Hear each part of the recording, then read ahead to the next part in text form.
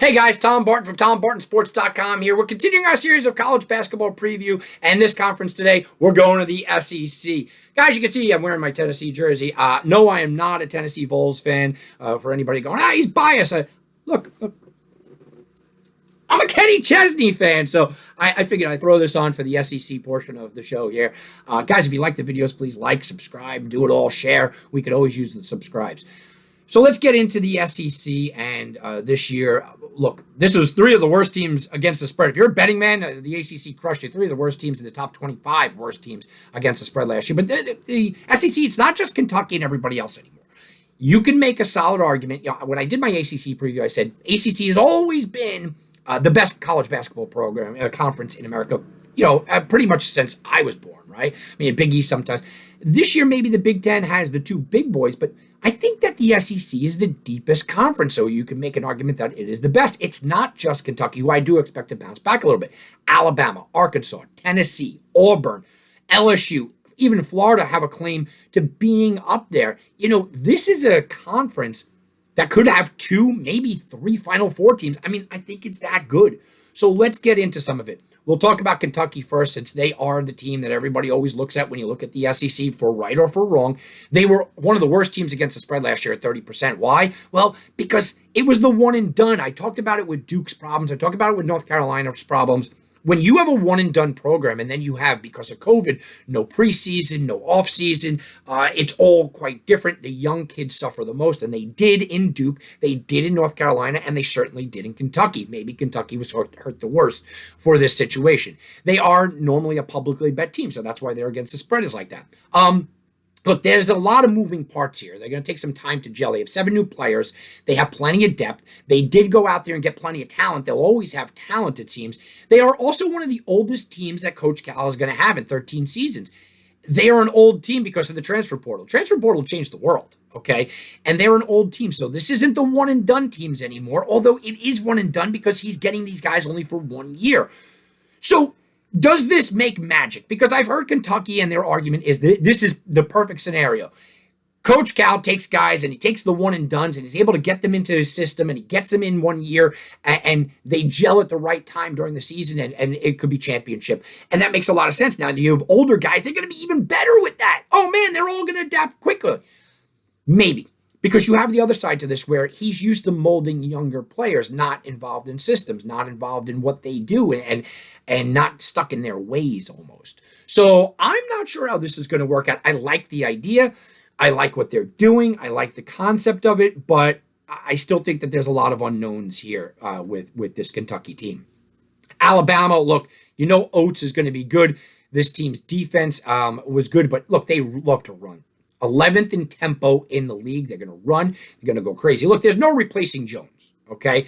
And they're not going to go 16-2 again. But I don't think Alabama's going to drop off the map either, because they do have a very good coach, and their tempo tends to make sure that their tempo with their talent, make sure that they're going to be in a good position with a lot of games. Let's talk about Tennessee, the jersey that I'm wearing here.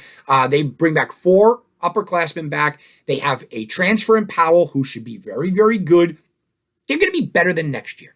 But I think people are already overvaluing this team. You know, I've seen them at second in this conference. I've seen them competing for a championship. I think you have to have your expectations down here for Tennessee. They are middle of the pack. They are probably a top 5 team in this conference. If they finish at 3, assume that it's a really good year, right? If they finish at 5, it's not a terrible year. I think it's a lot asking for Powell to be a superstar, where he's a good player, not a superstar. Let's talk about Arkansas. Arkansas, by the way, 63% against the spread for you bettors out there. This is a fast-paced, frenetic, crazy, frantic, speed team. I mean, this is what the Razorbacks are. They're going to be a fun watch. Can we say that? They averaged over 72 points per game last year, and now they brought in 6 transfers. It really doesn't matter, because they can have the same kind of offense. Run, run, run. Here we go, here we go, here we go. Now, they did have the 6th man of the year, so that kind of helps out as well. I think early on, just with the pace that they play, with the new people being brought in, 6 new guys, I think that early on they may struggle a little bit. But once this team hits conference play, I don't know if they get 72 or more points again, but I think they're going to be right around that 70-point mark. They're going to run. They're going to be fast. They're going to be overs. This is going to be a fun team to watch, especially when they hit conference play. They're going to think that they're going to start gelling right at the right time. I'm kind of, in a way, high on them. Maybe not, an Elite Eight team or a Final Four team, but it also wouldn't shock me if they gelled quickly enough to make that seem possible. Let's talk about Auburn, one of the biggest rosters in the conference, one of the most athletic rosters in the conference. I think they're going to be fantastic defensively. They got Kessler, who's over 7 foot, right in the middle. That always just is a situation where you go, okay, I like what they're going to be able to do late in the season. Defensive teams usually late in the year step it up, and they step it up more. I think a lot of this is about Jabari Smith, right? He's going to probably go to the NBA. He can be that guy. But oftentimes you see these NBA guys, well, the guys that are supposed to be first-round picks in the NBA, struggle a little bit to be cohesive because he is a shot maker. He's a guy that gets off the ball. He's a guy that could create his own shot. He's got to work within the team concept. If he does, this is a team that could go very far. Let's talk about LSU. I think they're a little down. They lost their 3 leading scorers in Thomas, Wolford, and Smart. They all went pro.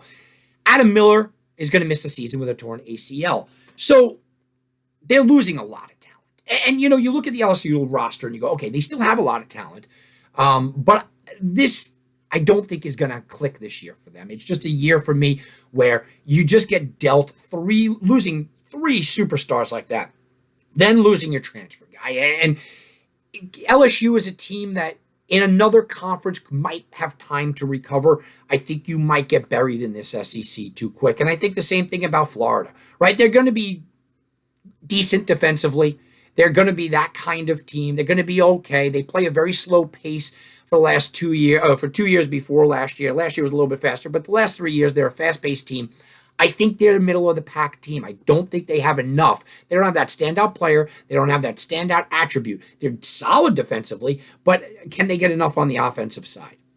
Let's talk about Mississippi State now. You look at Ben Allen, and you got to ask, is this the guy? Right? I mean, is he the guy? He's under 500 in the SEC over his tenure. They Mississippi State are getting a lot of conversation. Yeah, that's going to be the team. That's going to be the team to surprise people. That's going to be the team. But you know what? I've watched Ben Holland's teams for years, and they have always potential, and then they never kind of live up to it. Smith and Brooks should be fine. They should be actually pretty great on the offensive side of things, especially offensive rebounds. But you're looking at one-man offense. Can you get by in this conference with a one-man offense? I just don't think you can. Mississippi, 19 of 27 Mississippi games went under the total, so I'll tell you the pace that they play, right? They have a freshman point guard. I don't like these things. I don't like young freshman point guards in a dominating conference or a team that likes to play slow. And a team like this, that they lead the SEC in defensive rebounding, well, that's great, but you got to be able to make that secondary shot, and I don't know if they have enough that can be that. Look, I think Mississippi is better than the couple of teams I just talked about. Mississippi has the potential to maybe be a top 5 team, but I think they fall a little short. Let's talk about Texas A&M. People love Texas A&M last year. 33% against the spread, one of the worst teams in America. The COVID stoppage really bothered them because they went the entire month of February. They didn't play a game. Okay? I mean, literally, not a game in February. So how much can we look at this team and what they did and really put any credence into it? Because when you look at it, they had no consistency. They had no rotation. They were missing games. The roster had plenty of turnover. The Aggies went 6-2 against the spread last year. Their totals went 16-2 to the under. They can't score enough. Look, Texas A&M can turn this thing around because it was a weird year last year. But I worry about their scoring. I worry about their lack of scoring, I should say. South Carolina, another team against the spread, 33% against the spread. They need some kind of defense. Where I just talked about that. Texas A&M needed offense. South Carolina needs some defense. Look, they just could not get stops at all last year. And South Carolina's teams have always been pretty good offensively. They're an up-paced team. They just don't have the defense to really make any kind of noise here. Missouri, sort of the same thing. They're in a near total rebuild. They lost 4 starters, the 4 top scorers on that team. They are ranked near dead last. I read dead last and I read a couple of, but basically near dead last in the country at returning minutes. That's just a recipe for disaster for an already not great team. Vanderbilt, they crushed it last year against the spread. They were fantastic, 65% against the spread. They were one of the top 10 teams in the country against that. They finished 16th nationally in points per game. A lot of good things from Vanderbilt, but this is all about Pippen, right? Is he healthy? Is he going to be able to play? He is the best player in the conference. Yeah, the best player in the conference is coming from Vanderbilt, a team that might finish 13th or 14th in the conference. But I don't think that he will. I think they'll finish inside the top 10 if he's healthy. If he's not healthy, this team crashes and burns, and they will be lower than this team, and that's Georgia. Look, Georgia, you guys got a football team. And that's all I can say. Look, they're a very, very, very up-tempo team, but they wanted to slow it down. Look, that's what we're hearing. They want to slow it down. I don't know. You know, you look at their defense was 336 in the country against field goal percentage. Georgia returns only one of their 8 starters. Horn's going to miss the rest of the season with his injury. I can't put Georgia any more than dead last. Vanderbilt could surprise if you get a healthy year out of somebody. I don't know if you will. I think Ole Miss will be better than expected. Florida and LSU, to me, are on the downturn. This is not going to be a great year for them. I like Auburn more than most, Arkansas less than most, Tennessee less than most. To me, this is Kentucky and Alabama. And as much as everybody loves Kentucky, and I get it, this could turn around. Kentucky could be a Final Four team. Kentucky could cut down the nets, and I could be completely wrong because it's happened before. They have the talent. They have the coach to do it. But I can't discount Alabama. I can't discount Auburn. I think this is a really fun conference to kind of go out there and say, all right, who do you think? I guess I'll go chalk Alabama, but Kentucky is right there. And if you really, want to take a shot, go with Auburn. They are the biggest team. They are the most athletic team. It's worth a shot if you're looking to go outside the box. But I do think that 3 of these teams could be an Elite 8 team. I think this could have the feeling of a 2-team Final Four. Yeah, it could be. And one of these teams could be cutting down the net. I think the SEC is jam-packed this year. All right, guys, if you like the video, please like, subscribe, share, tell your friends. Go check me out on Twitter. It's at Tom Barton Sports. And go check out TomBartonSports.com. Guys, that is TomBartonSports.com.